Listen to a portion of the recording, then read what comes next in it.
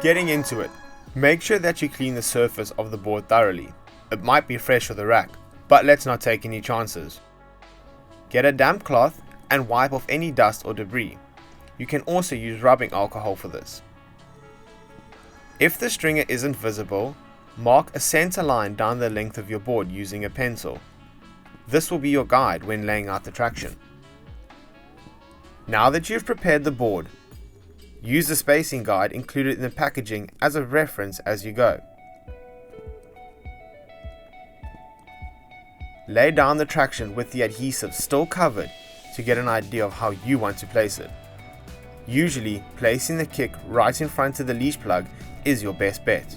Start with a single hex centered on the center line, and continue to lay the center hex pieces towards the front of the board.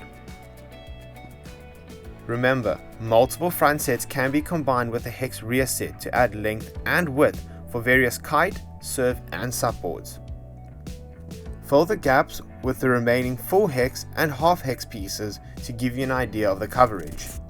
Once you're happy with the layout, mark the position of the rear traction pad and the bottom hex traction pad. This will be the reference point as you start to stick them down. Once you're happy, stick these two pieces down first. Line up the pieces with the center of the board and start to stick them in place one by one. Use the spacing guide included in the packaging as a reference as you go.